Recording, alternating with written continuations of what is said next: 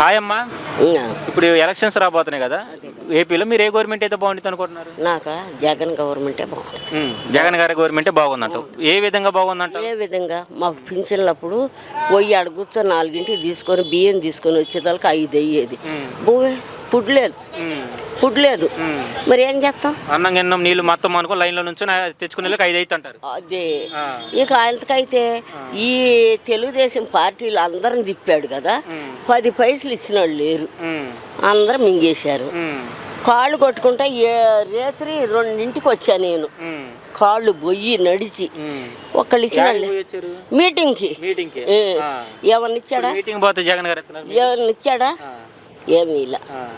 మేము ఆయన ఎందుకు కడతాం? మాకు వచ్చే పథకాలు వస్తుంటే మాకు పింఛన్ వస్తుందండి.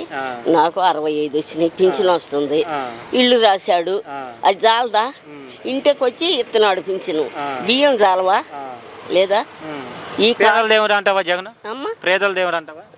అమ్మో మయ్య దండం పెట్టుకోవచ్చు. అవును. మళ్ళీ గెలిస్తే ఎలాగుండిద్ది అంటావు? మళ్ళీ గెలిస్తే చూద్దాం. అప్పటికి ఆయనే వస్తాడు మళ్ళీ కూడా. మళ్ళీ ఇంకెన్ని మంచి పనులు చేస్తాడు? ఎన్ని చేస్తాడో మనకేం తెలుసు. ఇప్పుడు చంద్రబాబు కూడా 6 గ్యారెంటీలు అని చెప్పేసి అని తీసుకొస్తున్నారు. లేదండి, అస్సలు లేదు. 6 పథకాలు ఈయన మీద ఇంకా మంచి పథకాలు చేస్తున్నారు. ఏమి లేదు. ఆయన ఇస్తే 1 సంవత్సరం వస్తాడు, 3వ సంవత్సరం 2వ సంవత్సరం మానుకోవటమేగా, ఇంకేముంది? ఇంకేం లేదు.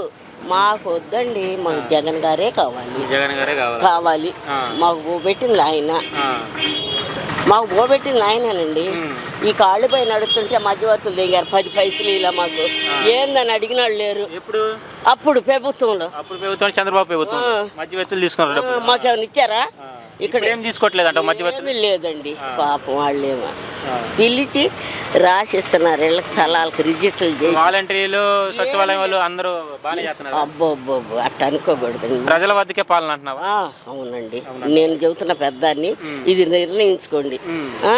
నేను ఒకటి చెబుతున్నా, ఇది నిర్ణయించుకోండి. జగన్ గారు ఏమి ఫాల్ట్లో 10 పైసలు తీసుకున్న వాళ్ళు లేరు. 10 పైసలు వాలంటీర్లు కూడా 10 పైసలు తీసుకోవటానికి వీలు లేదు.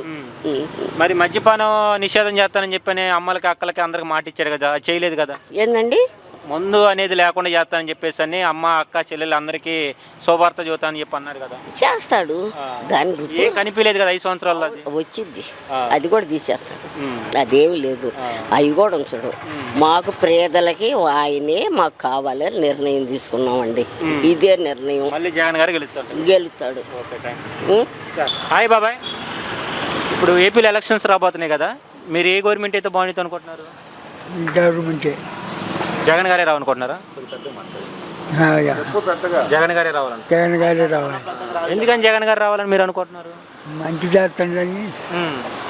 మంచి చేస్తున్నారని. మీకు పింఛన్ ఇవన్నీ సకాలంలో అందుతున్నాయా? 1వ తారీఖుల్లో అందుతున్నాయా? వాలంటీర్లు తెచ్చేస్తున్నారు మీకు అన్నీ. మీరు ఎందుకని చంద్రబాబు పరిపాలన వద్దనుకుంటున్నారు?